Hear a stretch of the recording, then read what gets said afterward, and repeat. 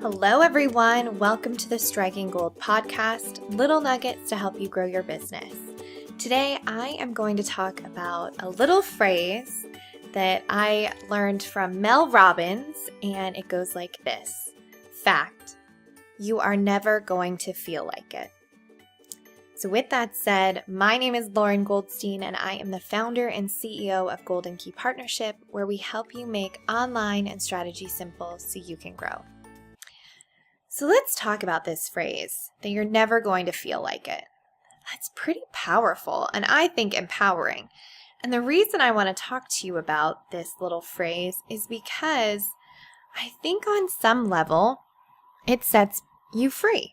Because the truth is that being an entrepreneur is sometimes really hard. And sometimes, even if you love what you're doing, you just don't feel like it. So whether you are a CEO of lots of employees or as the term my friend Tim coined, the chief everything officer. So you're doing everything. You're in startup mode, you're bootstrapping. You do your marketing, you do your sales, you do your invoicing. We've all been there. We've all been at the very beginning where, you had to do everything to get off the ground. But I want to talk about why this is such an empowering phrase. And actually, for those of you that have never heard of Mel Robbins, I am going to link in 2 of her books. I have only read one, but the first one is The 5-Second Rule. And it's this amazingly simple idea that by counting back from 5, when you feel resistance to something, whether that is getting out of bed and not hitting the snooze button, or going and talking to somebody that you really want to talk to at a networking event, or going to the gym. There's so many different places that this can apply. But by counting back from 5, 4, 3, 2, 1, and then go, you have to take action. And it's a really interesting book and a really interesting theory about how this actually changes your brain chemistry and the way you work through things, because again, going back to you're never going to feel like it, a lot of what we do in our businesses is habit. So, you can make the choice to check your emails first in the day and let it derail you, or you can make the choice to plan your day, put down what you need to accomplish and then plan your business around it instead of running around putting out fires. The second book of hers is, just looking at my bookshelf here, I think it's called Stop Saying That You're Fine. I'll post both of those books below. But then there's also an amazing TED Talk she does that goes in a little bit more into the 5-second rule that is called How to Stop Screwing Yourself Over. And I think that is also a really powerful TED Talk that I will, again, put below in the show notes. But back again to you're never going to feel like it. Why I think this is so great is because somebody along the way coined the term, do what you love and you will never work a day in your life. And I think that is such crap. Don't get me wrong. I love what I do. There is nothing really on this planet that I love more than having my clients come to me with complex problems and finding a great solution and building that roadmap to help them get clear, get focused, and get to where they want to go. There's really nothing I love more than problem solving. But there are days when I don't feel like it. I don't feel like going through our lead magnet for the umpteenth time, making sure that we don't have any spelling mistakes or things like that. And yes, I have assistants that do this, but I do, look and approve everything that goes out. And sometimes I'm just like, oh my gosh, I don't want to do this. And it could be, whether it's following up after a networking event or, finally getting a new product out or a service. Sometimes it's just a drag to have to get in the trenches and do the work. And I think that is something that makes this phrase that you're never going to feel like it so liberating, because somewhere along the lines, I don't know if it's the 4-hour work week or all those other ideas, that get planted with these little seeds that being an entrepreneur means traveling more and working less and beaches and golf courses. And while I am certainly not crapping on that dream, and I do travel more, and actually I haven't played golf in a very long time, but the point is that to get to that point, you still have to do the work. You have to put in the time.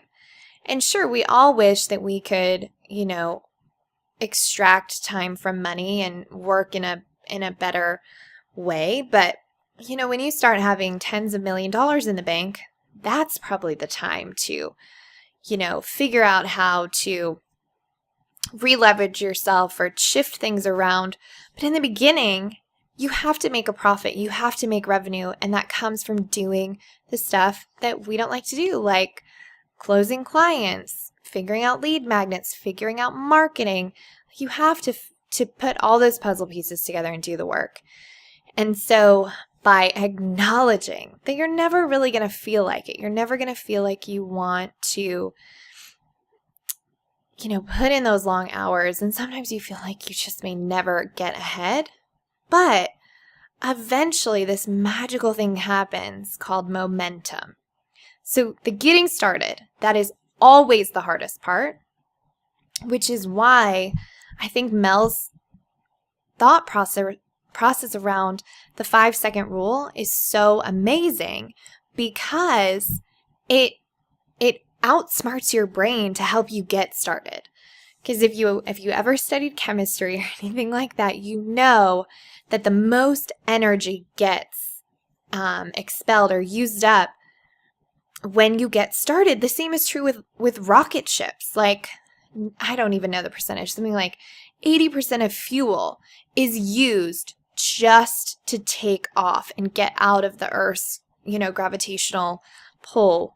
And then once they're in space, it's pretty easy to get around, and they don't have to use as much. The same is true with getting started and doing the things you have to do in your business, and finally getting to that momentum point where you can start to shift things and build more systems and processes.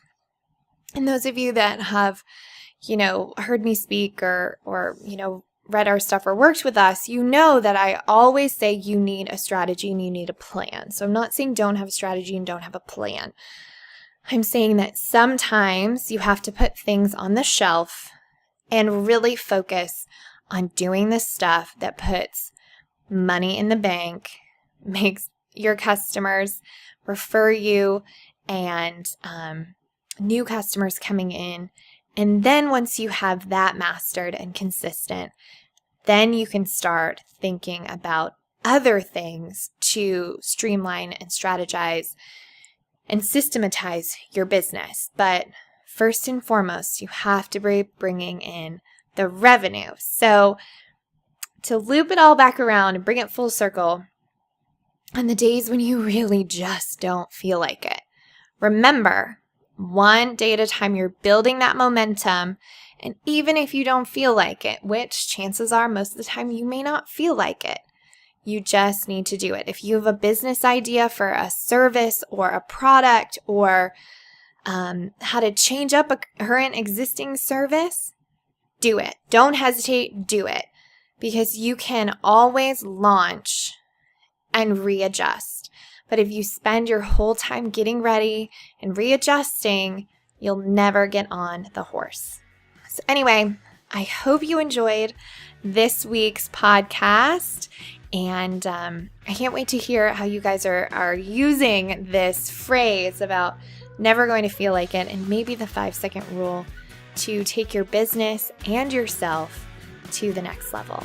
So as always, if you guys have questions or comments, feel free to leave them here or visit us on Facebook, Golden Key Partnership, or of course on our website, goldenkeypartnership.com. We've got some really cool resources from a library of some of our favorite business books, as well as some guides and resources to help you grow your business from lead magnets to SEO to strategy, and then of course productivity. So if you are looking for extra resources to help you simplify and grow, head on over to Golden Key Partnership, and I will see you in the next episode.